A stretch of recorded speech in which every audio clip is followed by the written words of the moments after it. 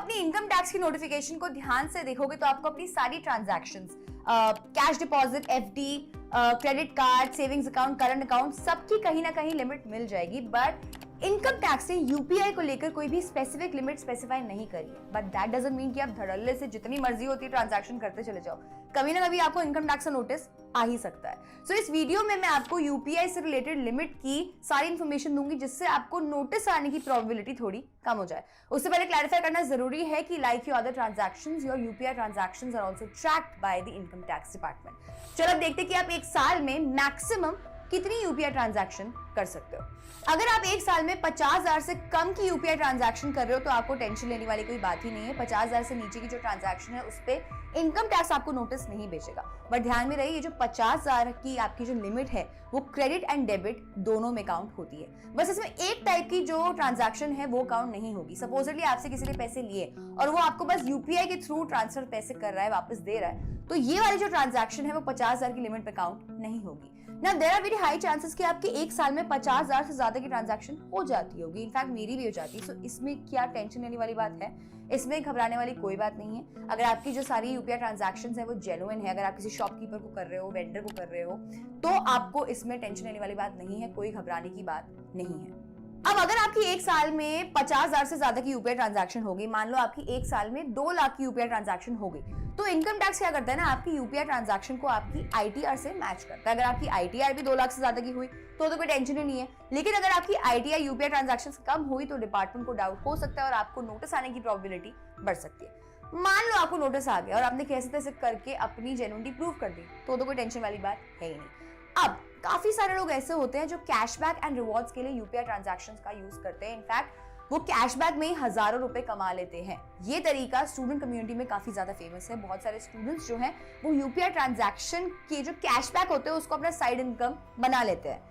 अब जहां इनकम आएगा, अग्रवाल ट्रेडर्स इनकम टैक्स की तरफ से आए हम लोग ना, वो इनकम टैक्स तो आएगा ही आएगा। अगर आप इस कैटेगरी में फॉल करते हैं तो भैया थोड़ी सी आपकी लाइफ टफ होने वाली है। Let me explain why. अगर आपने एक साल में 50,000 से ज्यादा का कैशबैक या रिवॉर्ड्स कमा लिया तो उस पर आपको टैक्स देना पड़ेगा। आपकी जो यूपीआई ट्रांजैक्शंस है are taxed in a similar manner to that of income from mutual funds and fixed deposits. नहीं, कंफ्यूज होने की जरूरत नहीं है।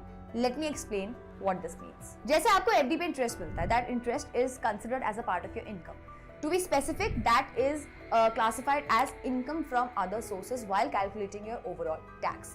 अब सिमिलर तरीके से आपके जो भी कमाए हुए कैशबैक एंड रिवॉर्ड्स है थ्रू यूपीआई ट्रांजैक्शंस, वो भी आता है इनकम फ्रॉम अदर सोर्सेज वाली कैटेगरी में, उस पे भी सिमिलर तरीके का टैक्स लगता है। It is not just limited to UPI transactions, कोई भी ई वॉलेट ट्रांजैक्शन है उस पे भी सिमिलर तरीके का टैक्स लगता है। As per section 56(2) of the income tax act, इसकी लिमिट है 50,000। सो बेसिकली अगर आप एक साल में रिवॉर्ड्स एंड कैशबैक के थ्रू 50,000 से ज्यादा कमाते हो तो उस पर आपको टैक्स देना पड़ेगा। पर प्रॉब्लम यहाँ खत्म नहीं हुई है। अगर आप एक साल में 50,000 से ज्यादा का कैशबैक एंड रिवॉर्ड्स कमा रहे हो यूपीआई ट्रांजैक्शन के थ्रू, तो जाहिर सी बात है बहुत ज्यादा प्रोबेबिलिटी है कि जो आपका ट्रांजैक्शन का वॉल्यूम है वो लाखों में होगा। अगर आपके अकाउंट से 20 लाख के ज्यादा का वॉल्यूम का ट्रांजैक्शन हो रहा है देन आपको इस पे अलग से जीएसटी देना पड़ेगा।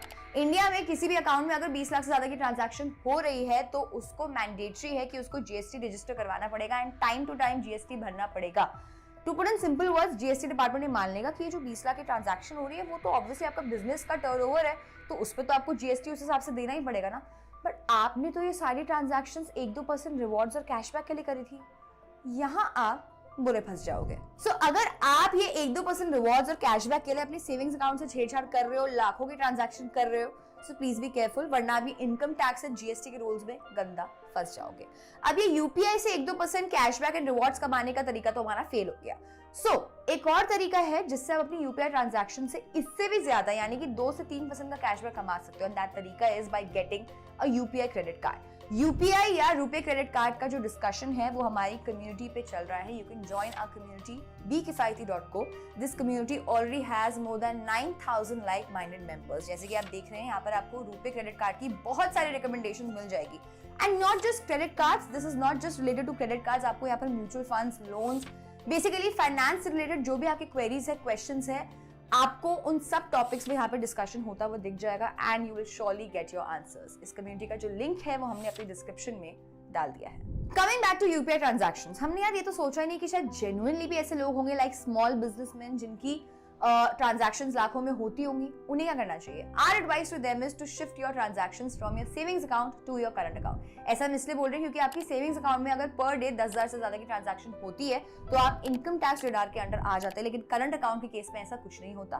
करंट अकाउंट से आपको जितनी मर्जी ट्रांजैक्शन करनी है आप कर सकते हो, आपको कोई डरने वाली बात नहीं है, लेकिन आपकी जो ट्रांजैक्शंस है वो आपके आईटीआर से मैच होनी चाहिए। अगर आप ऐसा करते हैं तो आपको इनकम टैक्स नोटिस के आने की प्रोबेबिलिटी कम हो जाती है। चलो अब लास्ट में यूपीआई की जो लेटेस्ट न्यूज है, लेटेस्ट अपडेट है, उसको भी डिस्कस कर लेते हैं। अगर आप न्यूज फॉलो करते हो तो आपको पता होगा that as per the new rule an interchange fee of 1.1% on UPI transaction above 2,000 rupees made through PPIs.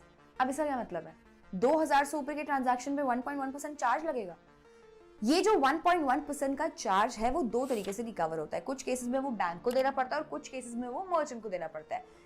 इसका प्रोसेस थोड़ा कॉम्प्लिकेटेड है, पर इन शॉर्ट आपको यानी कि एंड कंज्यूमर को ये चार्ज नहीं देना पड़ेगा। अब मान लीजिए आप कोई पर्सनल ट्रांजैक्शन कर रहे हो, यानी कि आपने अपने किसी दोस्त को 3,000 रुपए की ट्रांजैक्शन करी, तो उस केस में ना आपको और ना आपके दोस्त को ये 1.1% का इंटरचेंज फी लगेगा। सो वी रियली होप कि इस वीडियो को देखने के बाद आपको यूपीआई ट्रांजैक्शन से रिलेटेड कुछ चीजें समझ आई होंगी, कुछ नई इंफॉर्मेशन मिली होगी एंड आप इसको ध्यान में रखेंगे इन योर फ्यूचर ट्रांजैक्शंस। अगर आपको ऐसे टॉपिक्स पसंद है, ऐसे टॉपिक्स पे इंफॉर्मेशन लेना पसंद है, ऐसे टॉपिक्स पे अगर आपको जानकारी पाना पसंद है, देन आप हमारी कम्युनिटी को bkifaiti.co को ज्वाइन कर सकते हैं। जैसे कि हमने बताया उसका लिंक हमने अपनी वीडियो की डिस्क्रिप्शन में डाल दिया है। टिल देन, बी किफायती।